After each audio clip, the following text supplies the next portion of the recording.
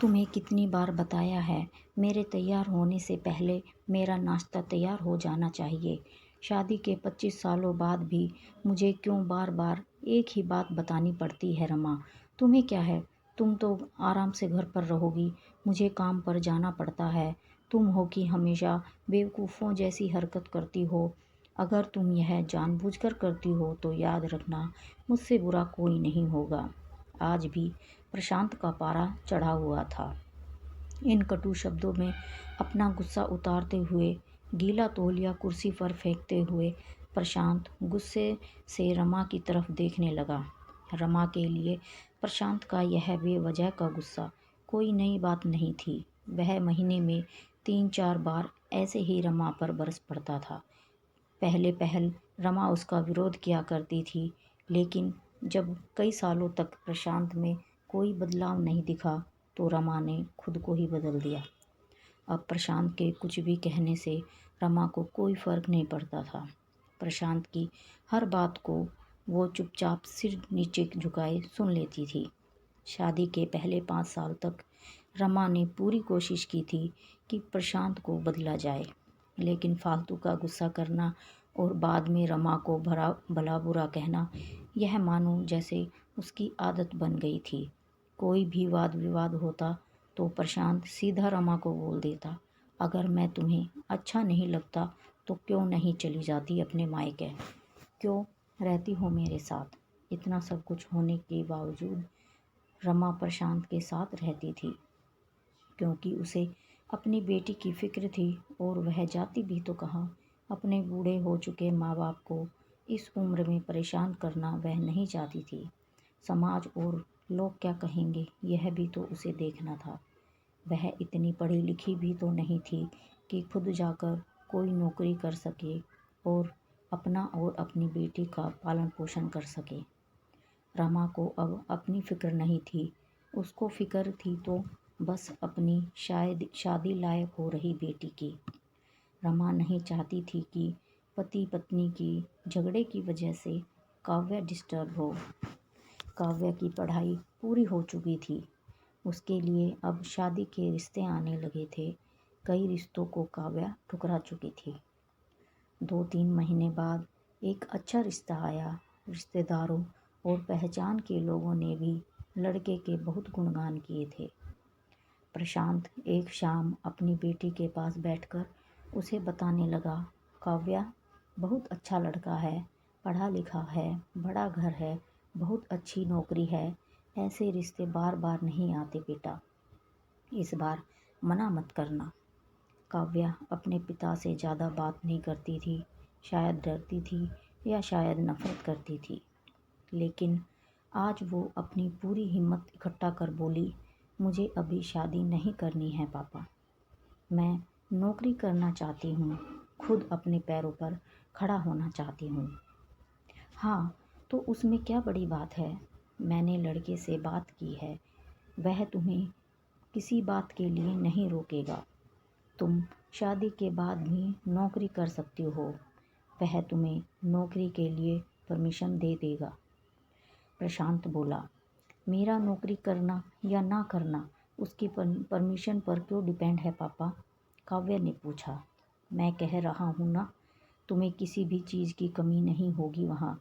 ऐसे रिश्ते बार बार नहीं आते, इसे ठुकरा मत, बहुत खुश रहोगी तुम वहाँ। प्रशांत बोला, पापा, क्या मैं उतनी ही खुश रहूँगी जितनी मम्मी इस घर में खुश है? काव्या ने तंज कसते हुए कहा, आज तुम्हारी जबान कुछ ज़्यादा नहीं चल रही? प्रशांत गुस्से से आंखें बड़ी करते हुए बोला, पापा, मुझे शादी ही नहीं करनी है, क्योंकि शादी के बाद अगर वह लड़का आपके जैसा निकला तो मैं क्या करूँगी? मुझे आपके जैसा जीवन साथी नहीं चाहिए जो बिना बात के मुझ पर हमेशा चिल्लाए। मुझे कुछ भी अपनी पसंद का लेना हो तो 10 बार सोचना पड़े, कहीं वह नाराज़ ना हो जाए। मेरी तबीयत कैसी भी हो, उसे परवाह ना हो। रोटी थोड़ी सी मोटी बन जाए तो घर सर पर उठा ले। उसकी चेकबुक ना मिले तो भी मेरा ही दोष निकाले और हर छोटी मोटी बात पर मुझे मायके जाने के लिए कहे। काव्या ने अपना दिल खाली करते हुए पापा से सब कह दिया। प्रशांत का गुस्सा 7वें आसमान पर था, लेकिन उसके मुंह से एक भी शब्द नहीं फूट रहा था। वो काव्या की बातें सुन रहा था। काव्या उतना ही बोलकर चुप नहीं हुई। आज पहली बार वह अपने पापा के सामने इतना कुछ बोल रही थी। पापा, आपने माँ के साथ हमेशा गलत व्यवहार किया है। आप अपने ऑफिस का गुस्सा बिना सोचे समझे माँ पर उतार देते हैं। कभी इस बात की परवाह भी नहीं करते कि उन्हें कैसा लगता होगा। आपकी बातें सुन सुन माँ ने अपना स्वाभिमान खो दिया। प्रशांत आज पहली बार अपने किए बर्तावों को महसूस कर पा रहा था। वो इतना ही बोल पाया, जो तुम्हारा मन है वो करो, मैं तो इतना बुरा हूँ ना। काव्या ने प्रशांत का हाथ पकड़ा और बोली, पापा, मुझे सिर्फ एक सवाल का जवाब दे दो। क्या आप चाहेंगे कि मेरा पति आपके जैसा हो? अगर आपका जवाब हाँ है तो कर दीजिए मेरा रिश्ता आज ही, और अगर ना है तो मुझे आत्मनिर्भर बनने दीजिए। प्रशांत कुछ भी ना बोल पाया और चुपचाप बाहर चला गया। आज उसे रमा के सामने जाने में शर्म आ रही थी। चलते चलते उसकी आंखों से आंसू बह रहे थे। प्रशांत ने आज से अपने आप को बदलने का निश्चय किया। अगले दिन से रमा ने अपने पति में काफ़ी बदलाव देखा। वह सोचने लगी कि जो हिम्मत काव्या ने दिखाई है, वह हिम्मत अगर मैं पहले ही दिखा देती तो शायद आज परिस्थिति कुछ और होती। अब काव्या पढ़ लिख कर अच्छी नौकरी करने लगी थी और 3 साल बाद उसके लिए एक अच्छा रिश्ता आया। और उसकी विदाई पर प्रशांत बोला, बेटा तू हमेशा खुश रहेगी क्योंकि तेरा पति तेरे बाप जैसा नहीं है। प्रशांत की यह बात सुनकर रमा और काव्या की आंखों से आंसू बहने लगे। दोस्तों, हमारे समाज में औरतों को भले ही देवी का दर्जा दिया जाता है, लेकिन वह स्वतंत्रता नहीं दी जाती जो उन्हें देनी चाहिए।